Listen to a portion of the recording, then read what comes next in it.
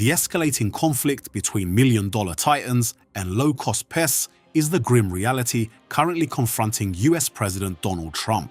The strategic necessity for the American military to expend interceptor missiles costing millions of dollars just to neutralize Iranian unmanned aerial vehicles, UAVs, worth only a few $1,000s has reached a point of absolute urgency. This is no longer just a tactical skirmish. It is a fundamental crisis of national budgeting and ammunition stockpiling. Washington is realizing that in a war of attrition, the side with the bigger wallet doesn't always win if they are spending their wealth 1,000 times faster than their opponent. The bullet gap is widening, and the current trajectory is unsustainable for the Pentagon's long-term readiness. The harsh reality facing coalition forces is a staggering disparity in operational costs that defies traditional military logic. Loitering munitions, such as the Iranian-designed Shahed series, have fundamentally altered the geometry of the battlefield. These suicide drones are mass-produced at an incredibly low cost, yet they possess the terrifying ability to saturate and overwhelm even the most sophisticated defense networks through sheer numerical superiority. When an adversary launches upwards of 400 drones in a single day, even the world's most advanced integrated air defense systems face the risk of being bled dry, not just of their physical ammunition, but of their financial lifeblood. Analytical data suggests that in the opening days of this conflict alone, the United States may have funneled as much as $5.7 billion into interceptor missiles. Systems like the Patriot or the AIM-9 X-Sidewinder, originally engineered to intercept high-value targets like supersonic fighter jets or nuclear-capable cruise missiles, are now being forced to hunt flying lawnmowers. This has created a state of emergency. The supply chain for sophisticated missiles cannot match the rate of consumption, leading to a cost abyss that threatens to bankrupt even the most robust global economies. Recognizing this existential threat, a tidal wave of agile startups and established defense giants are locked in a frantic race to provide a solution. The objective is to engineer a new class of interceptors priced between $10,000 and $50,000, roughly 100 times cheaper than traditional missiles, while maintaining the precision required to down a UAV. One of the most promising avenues is the radical simplification of classic missile designs. Instead of building massive, multi-purpose interceptors, engineers are developing micro-missiles, measuring only about 38 centimeters, 15 inches in length. These weapons are short-range and highly specialized. They don't need to be perfect, they only need to be good enough to collide with a slow-moving drone. By pivoting to commercial off-the-shelf COTS components, the same hardware found in smartphones and consumer electronics, manufacturers have miraculously slashed production costs. For instance, inertial guidance systems that were once classified military-grade hardware can now be easily integrated from civilian tech platforms, allowing for rapid, low-cost assembly. To counter Iran's swarm tactics, the solution lies not only in the unit price, but in the sheer velocity of production.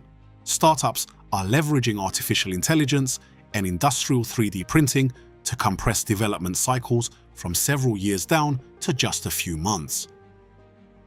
Moving away from complex, manual assembly lines, this next generation of missiles is designed for total automation. Some designs are so minimalist they utilize only 2 standardized types of bolts for the entire structural assembly, drastically reducing man-hours. In this new era of attrition-ware, they are prioritizing the simplest path over the most perfect one to ensure weapons reach the front lines at lightning speed. These low-cost interceptors can reach speeds of nearly 1,000 kilometers per hour with a range of several kilometers, sufficient to create a dense, impenetrable shield of fire around military outposts or naval vessels in the Persian Gulf. However, the global community has raised a valid question. If it's this cheap, how do the capitalists make a profit?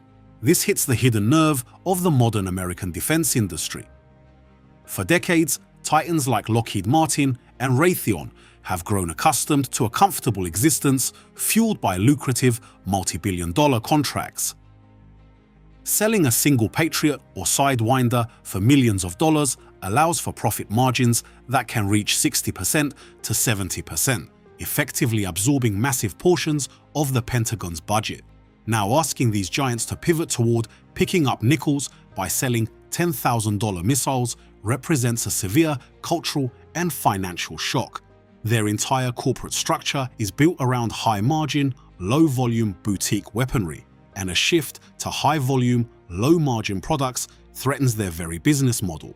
For these bloated giants whose operational machinery consumes billions of dollars annually in R&D and overhead, producing cheap gear is an excruciating ordeal. They simply cannot maintain the net profit of hundreds of thousands of dollars per unit that they previously enjoyed. Instead of selling one missile for a $700,000 profit, they would now have to sell thousands of cheap missiles to achieve the same bottom line. Furthermore, the rigorous, bureaucratic testing and certification processes of the US military often cause the price of cheap items to skyrocket. Nevertheless, American capitalists are far from foolish. As the market for luxury weaponry shrinks due to depleted stockpiles and the pressure from cheap Iranian UAVs, they are forced to evolve their extraction methods. Instead of high margins on a single product, they are shifting toward economies of scale and recurring service models. By manufacturing tens of thousands of cheap missiles annually, startups and conglomerates can drive down the unit cost while maintaining massive total profits through global volume, serving markets from the Gulf to Eastern Europe. On the other hand, startups like Perseus Defense and 3D printing innovators represent a new, leaner breed of company. Without the massive overhead of traditional defense contractors, they utilize civilian electronics and on-site 3D printing to keep costs at an absolute minimum. They are willing to accept thinner profit margins to seize market share and disrupt the status quo. The US government and Gulf nations, like Saudi Arabia, are becoming acutely aware that they can no longer continue throwing gold at stones. They are actively seeking solutions outside the traditional defense industrial base. Senior US Army officials have recently admitted that these small-scale, innovative firms offer potential for rapid scalability that the big defense legacy companies simply cannot match in a time of crisis. At present, while these budget missiles are still in the testing phase and cannot yet replace high-end systems like the Patriot for ballistic missile defense, they are expected to become the primary shield against the drone threat.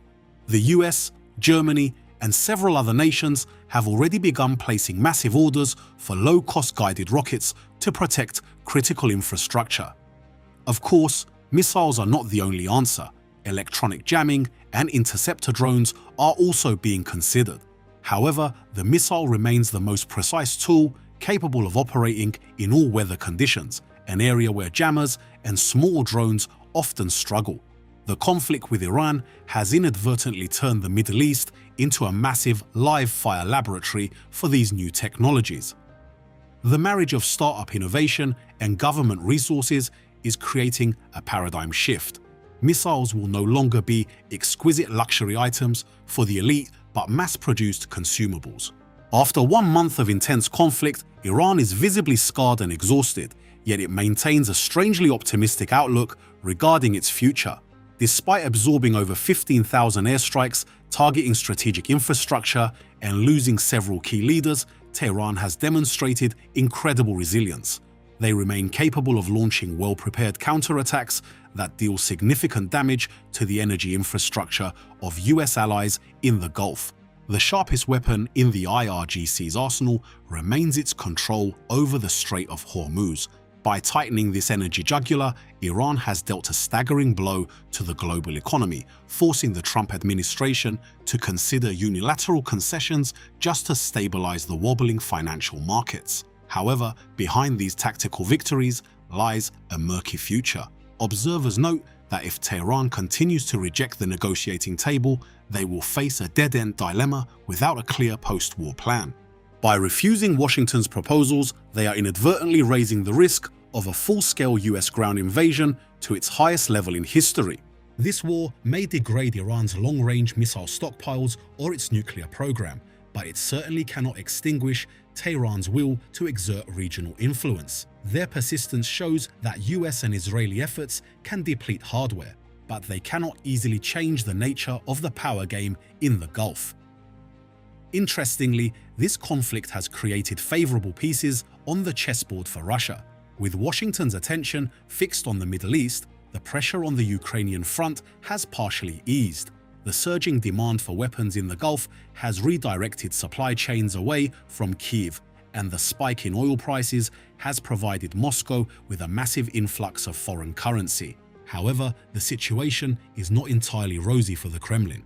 The perceived inefficiency of Western air defenses against Iranian drones in the Gulf has prompted many Arab nations to look toward Ukraine to purchase advanced UAV technology and build multi-layered defense networks. This new partnership not only provides vital financial resources for Ukraine's defense industry, but also elevates Kyiv's diplomatic standing in the Middle East, a region that traditionally leaned toward Moscow. Russia's current objective is to prolong this conflict as long as possible to profit from oil prices and prevent a total US victory. Yet, the shifting of military alliances and the rise of Ukrainian UAV technology right in Russia's backyard are creating unpredictable consequences.